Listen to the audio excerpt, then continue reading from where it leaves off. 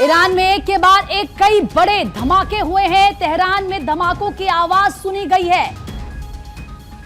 Israel सेना ने rocket से हमला किया है।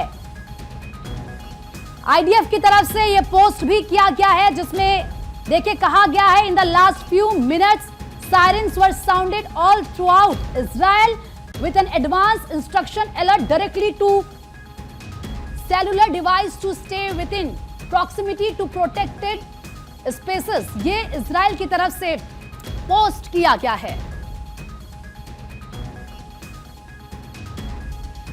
और इस वक्त एक खास मेहमान हमारे साथ जुड़ रहे हैं, कर्नल टीपी त्यागी सर इस वक्त हमारे साथ है। त्यागी सर, इस सिचुएशन को आप कैसे देख रहे हैं? इजराइल की तरफ से अब ईरान पर बड़ा हमला कर दिया गया है। देखिए, ये तो पहले से प्लान था।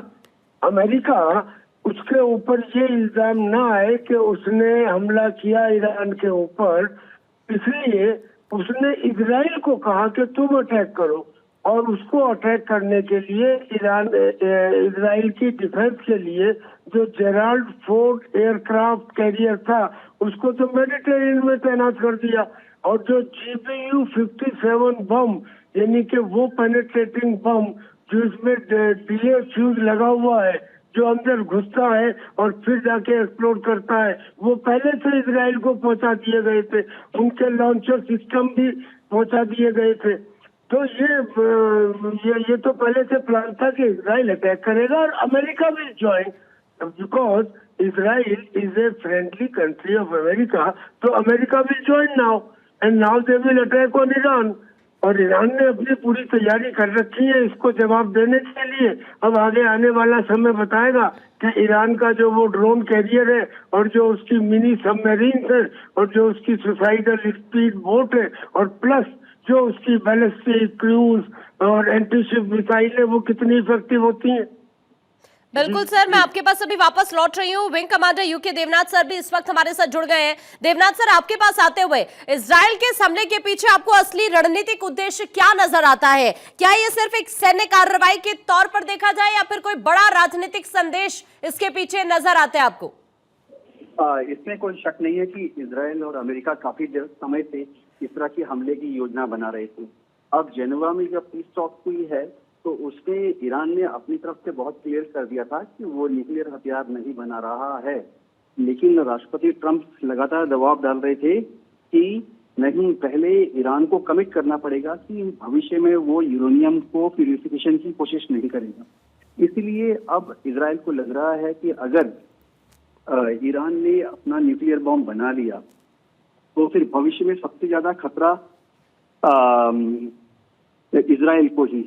इसलिए अब इजराइल ने जो ये बमबारी की शुरुआत की है तो ये मोस्ट प्रोबेबली टोकन बॉम्बिंग है, जिसमें इजराइल एक बार हमला करके रोक देगा और ईरान को दिखा देगा कि अगर ईरान ने कहना नहीं माना तो उसका भविष्य में क्या हश्र हो सकता है।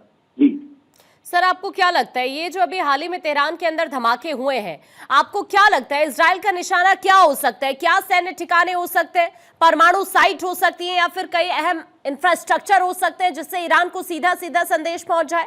देवनाथ सर, ईरान के टारगेट पे अंदाजा ये लगाया जा रहा था कि सबसे पहले तो इजराइल के टारगेट पे अंदाजा ये लगाया जा रहा था कि ईरान की पॉलिटिकल लीडरशिप भी होगी, जैसे कि आयतुल्लाह खमेनी का ऑफिशियल रेसिडेंस, राष्ट्रपति पेजेश्किन का जो महल, और ईरान के जो इरानियन रेवोल्यूशनरी गार्ड हैं उसके जो टॉप कमांडर्स हैं उनका घर और ऑफिस।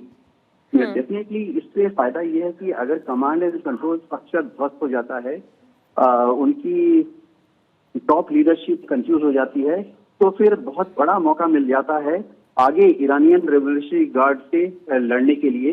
क्योंकि डेफिनेटली अगर किसी तरह से राष्ट्रपति पेजेश्किन को या सुप्रीम कमांडर आयतुल्लाह खमेनी को न्यूट्रलाइज कर सकते हैं तो युद्ध की ईरान की तरफ जो तैयारियां की गई हैं उसकी गति में थोड़ी दिक्कत आ जाएगी। जाहिर सी बात है। और सर, ये जो सिचुएशन अभी बनती हुई नजर आ रही है, सीधे टकराव जैसी सिचुएशन अभी फिलहाल यहाँ दोनों कंट्रीज के बीच में बनती हुई दिख रही है। त्यागी सर, आपको क्या लगता है ईरान का अगला कदम अब क्या हो सकता है? डेफिनेटली ईरान ने पहले भी कहा है कि अगर उसके ऊपर हमला होगा तो अपनी जमीन से जमीन पर मार करने वाली रॉकेट्स और मिसाइल्स का इस्तेमाल करते हुए भयंकर हमला करेगा इजराइल के ऊपर, और खाड़ी क्षेत्र में जो अमेरिकन बिल्कुल आप सर सही कह रहे हैं। मैं आपके पास वापस लौट रही हूँ। त्यागी सर, आपसे भी सेम सवाल मेरा, आपको क्या लग रहा है अभी ईरान का अगला कदम क्या हो सकता है? शायद संपर्क कट गया उनके साथ। देवनाथ सर, एक बार फिर से आप ही का रुख करते हुए, अभी जिस तरह की सिचुएशन मिडिल ईस्ट के अंदर बनती हुई नजर आ रही है, भविष्य अभी आप क्या देख रहे हैं? आने वाला वक्त अभी क्या ये कहना गलत होगा कि इसका एक बहुत बड़ा क्षेत्रीय और वैश्विक स्तर पर इंपैक्ट पड़ सकता है?